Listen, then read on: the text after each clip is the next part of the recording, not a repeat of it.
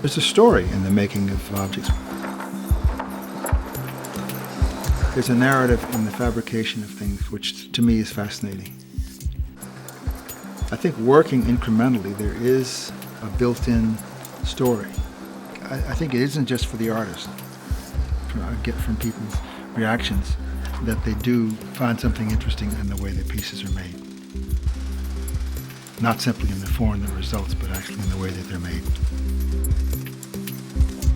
We're making big pieces of wood out of little pieces of wood with the help of glue and clamps and high-frequency microwaves to make it all stick together. The intricacy of what Martin was looking for was something that we had to actually buy some new machinery for. We had to make very tight radiuses on the arches, the ribs that are holding the plywood together, and there were a lot of tight angles. This is giving us exposure that we don't usually get. Our product is holding up a roof, and what's under the roof is what gets all the exposure. I've had to open myself up, both to working with assistants, but also to working with people outside the studio who I have to engage to do the larger pieces, because I don't have the facilities to make a 30 or 40 or 50 foot high work in my studio, nor do I have the technical facilities to work certain materials. So it's putting yourself in the hands of other people and trusting their skill and their willingness to do what you want. Once we get this mostly secure, we're going to go to the number 7 anyway. Yes, this was to be a very industrialized piece.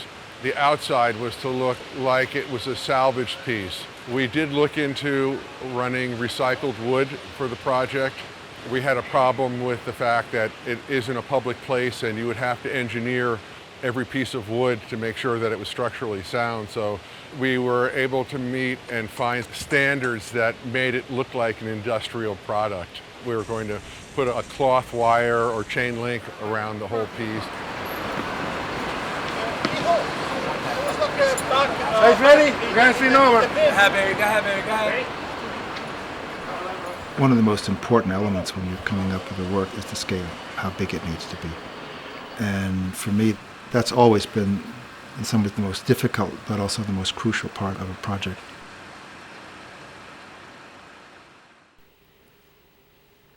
I prefer to have work that doesn't have to relate to a building. So this relates more to the people, hopefully, who are going to be circulating around it.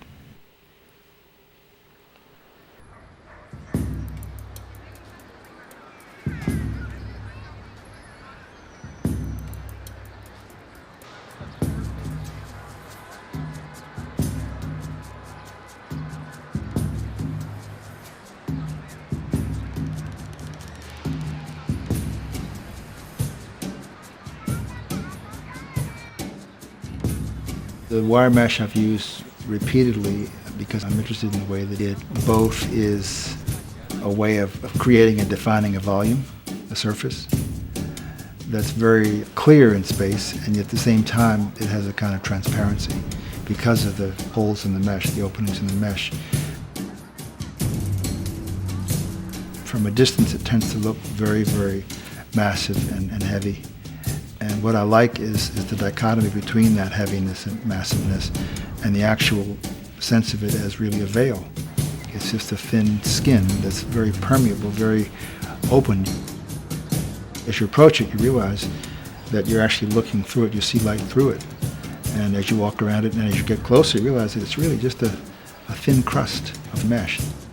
It looks very boulder-like and massive. I like the dichotomy between those two experiences. My work has a potential for evolution and change and open-endedness, which to me feels resonant with what it is to live a life.